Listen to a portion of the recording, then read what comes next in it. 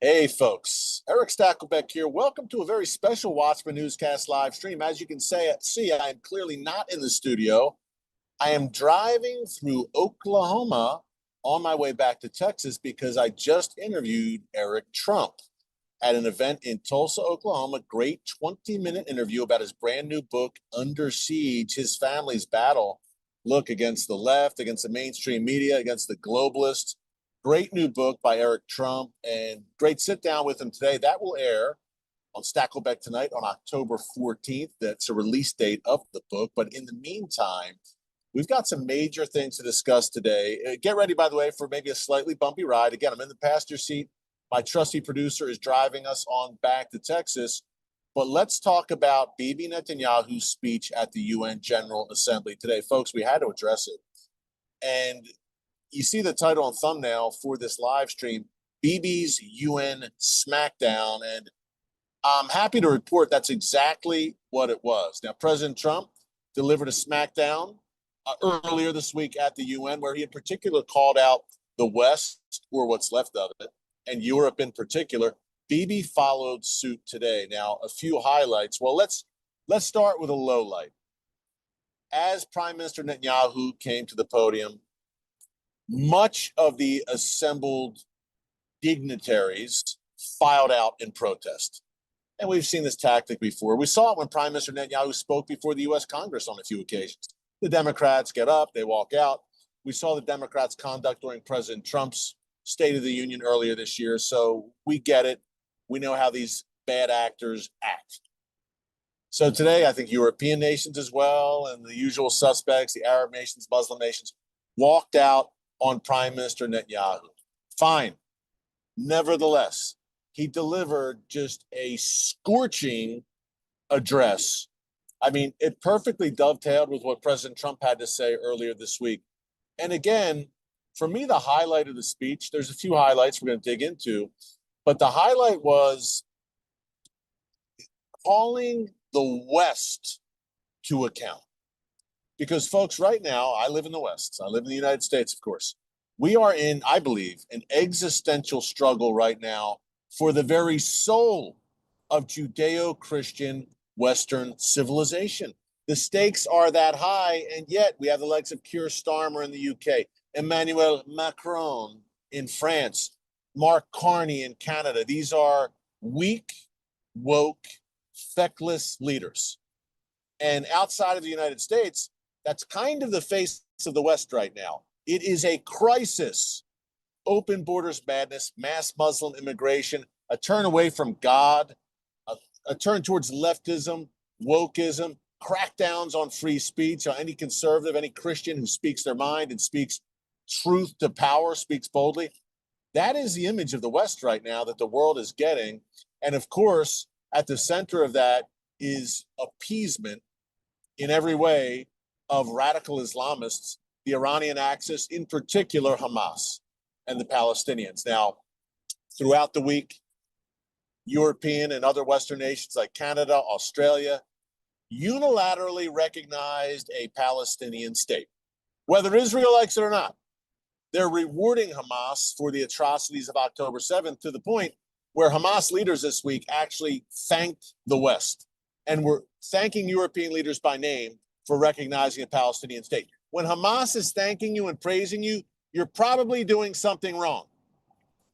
So that's been front and center for me, and certainly President Trump, Prime Minister Netanyahu, they see it.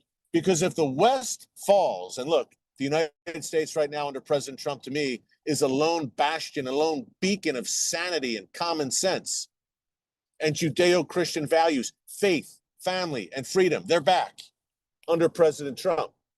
But the rest of the West is unwilling. They're not incapable, but they are unwilling. They don't have the will because they won't lead and they're weak. They don't have the will to defend the civilization that Western man built. And hey, the world ain't perfect, but Judeo-Christian Western civilization is just about the best thing going in this upside-down world where Prime Minister Netanyahu rightly said today, and I've said it a bunch here in the live stream, he said it, the prophet Isaiah, he quoted directly, good is called evil, and evil is called good. Welcome to 2025. Welcome to the UN. Now, in this speech, some of the highlights, And that stuck out to me, that he would say that he would quote Isaiah. And he's done that many times over the years in his addresses at the UN General Assembly. He has quoted the Bible to great effect. Now, today, and people say, well, he's always got a gimmick in his UN addresses. Okay, if you want to call it a quote-unquote gimmick, I don't call it that. But what he's used maps, charts in the past, different means to get the message across. But today, and apologies again, it's a bumpy ride, but hey, it's breaking news. We got to come to you. This is what we do. Today, he wore a QR code on his lapel, on his jacket, and he encouraged people to go to this QR code so that they could see the Hamas atrocities of October 7th. Now, I've seen the atrocities. I can't unsee them, and it's not for the faint of heart or for the weak of stomach. Let me say that. But certainly world leaders, I know President Trump has watched them, and he brings it up all the time, the atrocities of October 7th, because he's seen them. He knows the demonic evil that happened on that day firsthand because he's watched the video. So the QR code, look, you can watch the video if you get on it. I just adjust my headphones here, apologies. Now, will the assembled UN, really an assemblage of, let's see, folks, Iranian regime terrorists, Chinese communists, third world tyrants, European leftists / globalists, that's the UN. Are they really going to take the time and watch the atrocity video? No, they won't, and we know it. But you know what? Bibi laid it out anyway because it's the right thing to do, because it's truth. In a place which is a cauldron of deceit, he spoke truth. So God bless him for it. So he had the QR code. He also announced that his speech at the UN was being blared over loudspeakers into Gaza. And I believe every Gazan's phone, I don't know how Israel did it, but they kind of tapped into their phones. And every Gazan was getting a link to the speech on their phones, or perhaps it was a live stream of the speech. But the IDF set up loudspeakers all along the Gaza border, and they boomed the speech into Gaza. And one of the main reasons for that, well, it's twofold. Number one, he wanted the people of Gaza to hear from his mouth the truth, that Hamas is a demonic death cult that's oppressing you. And if Hamas would only lay down its arms and surrender, it's real simple. Lay down your arms, surrender, and release the remaining 48 hostages. Less than 20 live, and the rest are the remains of those hostages. Just like the end of any war we've seen essentially throughout history, when there's a clear victor, the other side, which is clearly defeated, and Hamas has been thoroughly smashed, lay down your arms and release the hostages. And there you go. The war's over. And this is what Europe should be demanding, what the West should be demanding. Instead, they're pressuring Israel into a premature ceasefire, which Bibi made clear today, under no circumstances they'll agree to. And also just unilaterally recognizing, rewarding the Palestinians with a state. It's madness. It's insane. But that's what they're doing. So Bibi blared the speech. And look, the people of Gaza need to know that, because the hope is, look, can some Gazans, they're so thoroughly brainwashed by decades of Hamas propaganda and hatred that polls until recently showed that the majority of Gazans still support Hamas and support what happened on October 7th. So it's an uphill climb there, and that's why President Trump's plan in terms of a Gaza relocation, I believe, is excellent. Relocate the thoroughly brainwashed, radicalized population out of a hellhole. And let's face it, Gaza is hell on earth, and it's a hell of their own making, Hamas in particular, and a hell beneath earth with the terror tunnel network. Relocate them to other surrounding Arab and Muslim nations who claim to be such fierce proponents and advocates for their Palestinian brothers. And then you remake Gaza. Maybe it's an economic zone, a free trade zone. We've heard a lot of things from President Trump and others as well.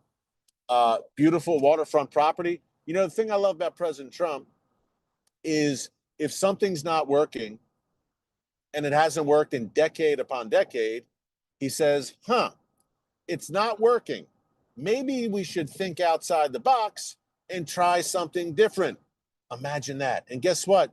The outside the box thinking usually works.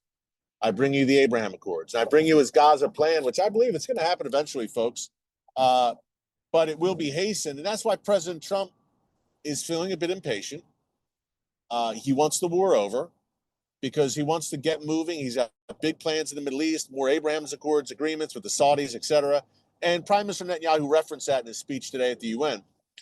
But he also said, look, in the same breath, he said to the West, not to President Trump, but to Western nations, and I'm paraphrasing, but this is pretty much what he said. It was a very strong statement. Just because you're weak and you are kowtowing to your radicalized Islamic populations and you don't have the will to stand up and show moral clarity and be strong, because you're all of that and you're pressuring us and gnashing your teeth at us for an immediate ceasefire, just because of that, it doesn't mean that we're going to commit national suicide. And he did say that. I'm quoting that accurately. We won't commit national suicide, the state of Israel, the world's one and only Jewish state, to appease Europe and appease the West. We're not going to do it. And he laid down the gauntlet. Many great General Assembly speeches. I know I'm a little blown out here with the white shirt and the sun coming in, but hey, you're not here for the bells and whistles. You're here for the content. By the way, if you like what you're hearing, current events, breaking news, mainly from the Middle East and Israel, but we go all around the horn, China, Russia, right here in the U.S., wherever news is happening, and we do it from an unapologetically biblical perspective. If you like what you're hearing, be sure to subscribe, click the notification bell so you get alerts every time a new video is posted. We have close to 1.1 million watchmen and women on the wall with us here for such a time as this, and we would love if you could join us every day here as subscribers. Usually, our production values are a little better than me in a car with the sun shining on my face, but hey, it is what it is. We had a monumental, I believe, historic speech today by the Prime Minister of Israel. If you're just joining us, I'm driving home on the road through the beautiful state of Oklahoma. I believe Oklahoma, by the way, is the reddest state in America. Every county in Oklahoma won for President Trump in 2024. It's a good place. I'm heading back to another very good place, the great state of Texas. So we're on the road. Just interviewed Erick Trump. Great interview. That's coming up October 14th. Mark your calendars on Stakelbeck tonight. You might say, why the wait? Well, Erick's book comes out that day. It is called Under Siege. And it describes exactly what the title implies, what the Trump family has been through over the past 10 years and how God Almighty has brought them through on the other side. And the resilience is amazing, that entire family, the president in particular. But great interview. And I was keeping tabs on Bibi's speech as I was with Erick Trump. And look, it was powerful. It was incredible, eloquent, all those things. He spoke truth to power, and he spoke truth to falsehood, to this assembled group of wretched leaders at the UN. But you get the sinking feeling that maybe it doesn't move the needle. Now, look, it moves the needle with me and anyone with moral clarity, because Israel is the great dividing line right here, folks. Right now, I should say, in the world, it's a wheat and tares moment. It's a sheep and goats moment, not only for individuals, but for nations. And the battle lines are being drawn. We've seen it never more clear than the past 2 weeks with the assassination of Charlie Kirk. It's not a political battle. It's not Republicans and Democrats. It's not the Likud in Israel and the Labor Party. It's good versus evil. The radical left and the globalists assembled at the UN, and radical Islamists, the likes of the Iranian regime, Muslim Brotherhood, etc., they're evil. Yes, I said it. This is no time to mince words. It's a time for moral clarity. They're evil. And the forces of good right now need to shine light in the darkness like never before. Prime Minister Netanyahu did that today. Israel's cause is just. He did it. But you wonder, does it move the needle? As most of a good chunk of these leaders filed out as he took to the podium, does it move in this fallen world, which is increasingly giving itself over to wickedness? Does it move the needle? Look, I believe it does. I believe God's going to bless it, because no matter the opposition, he spoke the truth. And he's representing God's land. Prime Minister Netanyahu is representing God's land. He's the earthly political representative right now of God's chosen nation, the nation of Israel. So he's got a heavy mantle. And alongside President Trump, he's got just about the toughest job in the world, no doubt. And Israel, increasingly isolated, of course, but isolated from not whom you might expect. The Arab and Muslim world hems and haws and makes threats. But at the end of the day, and not violent physical threats, but saying, hey, we'll cut ties. But at the end of the day, they want to do business with Israel. And they might cajole and make some demands. Hey, Israel, unless you pull out of Gaza, we're going to pull out of the Abraham Accords. But they don't do it because they like money.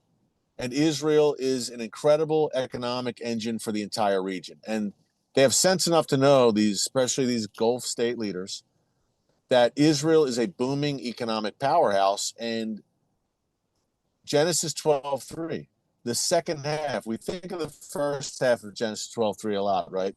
God says to Abraham regarding the children of Israel, I will bless those who bless you, and I will curse those who curse you. We know it. History bears it out. We see it in real time. But the second half of that verse is often forgotten, folks. God says to Abraham, and through you, Israel, all nations on earth will be blessed. These Arab nations want to get in on the blessing. They want to get in on the blessing. And look, it's not just material blessings, it's spiritual blessings in that the word of God, the Bible, came to us from Israel. The Messiah, Jesus, came to us through Israel, the Lion of the tribe of Judah. So truly, the entire world, all nations have been blessed by this one tiny nation, the size of the state of New Jersey, the nation of Israel. By the way, I like to say that a lot. It's the size of the state of New Jersey. Someone pointed out to me the other day that Israel is the size of the Dallas-Fort Worth Metroplex. Wow. The nation state of Israel, which the entire world is increasingly aligned against, is the size of one U.S. metropolitan area, the DFW, Dallas-Fort Worth Metroplex. So this is what Israel's up against. To put it in starker view for you, the Jewish people make up 0.02% of the world's entire population. There are 8 billion people in this world. Only 16 million are Jews. That's it. And 8 million of them live in Israel. Another 7 or 8 live in New York. And the rest are scattered, France, Europe, some in South America. That's it. 16 million out of 8 billion. Yet the entire world is aligned against this tiny people group who've brought so much good into the world. Look at the list of Nobel Prize winners. A vast majority are Jewish. Yet the world, it's so clearly demonic and so clearly a spiritual battle that we're waging right now, where Israel, which is the first line of defense for Western civilization, is being blamed for all the problems of Western civilization. Folks, let me tell you something. If Israel went down, we would all go down. And before the nation state of Israel was even miraculously reborn in the year 1948, for over 1,000 years before that, there was wave after wave of Islamic jihad against the West. And that's when Israel didn't officially exist as a nation. But the jihad still came to the gates of Vienna twice, into central France, conquering Greece, the Balkans. And that's when Israel didn't officially exist as a nation state. So what makes these weak Western leaders appeasers? And by the way, Netanyahu and Trump are a pair of Chamberlains, or a pair of Churchills, I'm sorry, in a sea of Chamberlains here in the West. What makes these Western so-called leaders think that if Israel is weakened and out of the picture, that the jihadists will just pack up their bags and go home? That they'll say, well, our work is done here. The Zionist entity is no more.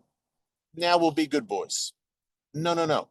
Where do you think they're coming next? It starts with Israel. It never ends with Israel. Israel, I'm sad to say, over the decades has been a test lab for Islamic terror, whether it's suicide bombings, stabbings, tunnels, hijackings, car rammings, all the rest. Rocket barrages. Sadly, Israel has always been borne the brunt first of that. And the West and Western leaders see this, and yet they choose appeasement. It's really sad. Beyond that, not sad, it's infuriating and it's pathetic. And Netanyahu rightly called them out and used pretty strong words, similar to what I just used at the UN today. So it was a breath of fresh air, as was President Trump's speech earlier this week. Do they move the needle? Again, yes, they do for people with moral clarity, Israelis, Americans, of course. But the European people, I see Brits praising Netanyahu's speech today and praising Trump's speech. And I think the people of Europe are fed up. As much as Europe is post-Christian Europe and is turned away from God, I pray for revival for Europe. Look, the gospel went out from Europe for centuries. People are fed up. It's the leaders. When I say move the needle, it's with these leaders. Can Bibi Trump win the hearts and minds of these heartless and mindless leaders that we see at the UN? That's an open question. But I think the populaces, yes, people are saying enough is enough. They're fed up. Keep this in mind before I go. Thank you for bearing with me on the road here through beautiful Oklahoma on my way back to Texas. Closing thought.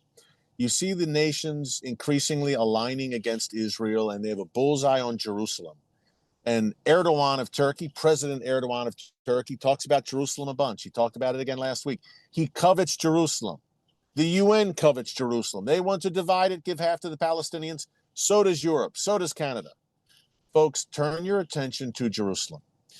Because when Jesus returns, it won't be to D.C., New York City, Chicago, L.A., London, Paris, or Berlin. It's going to be Jerusalem. He's going to set his foot down on the Mount of Olives, and a new day will dawn.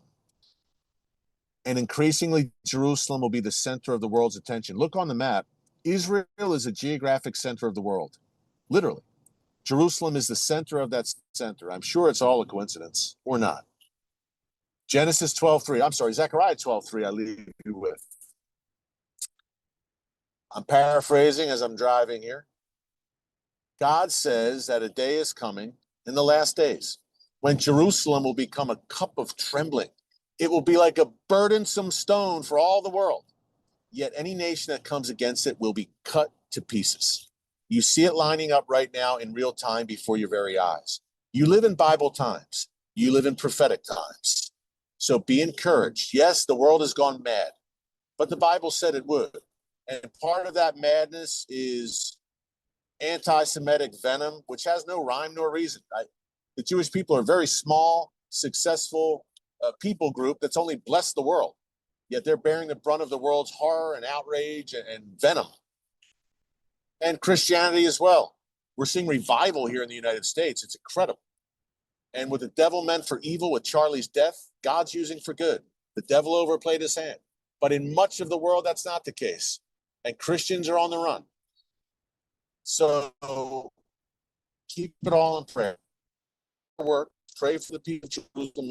Pray for whatever nation you live in right now. We've got viewers from all around the world. Pray that God will move in your nations. I believe there's a great harvest right now at the doorstep, and the harvest is ripe. That's why we do what we do here in the channel. Israel's a big part of that. Keep the faith. Have a great weekend. If anything breaks over the weekend, we'll be back with you. Until next time, thanks for joining us. God bless you. And from Oklahoma, remember, never hold your peace. Hey everyone, thanks for checking out the Watchman Newscast. Make sure you hit the subscribe button so you never miss an upload, and tap the bell icon so you're notified every time a new video is posted. And don't forget to share your thoughts, insights, and comments below. Thanks for watching. We'll see you back here tomorrow.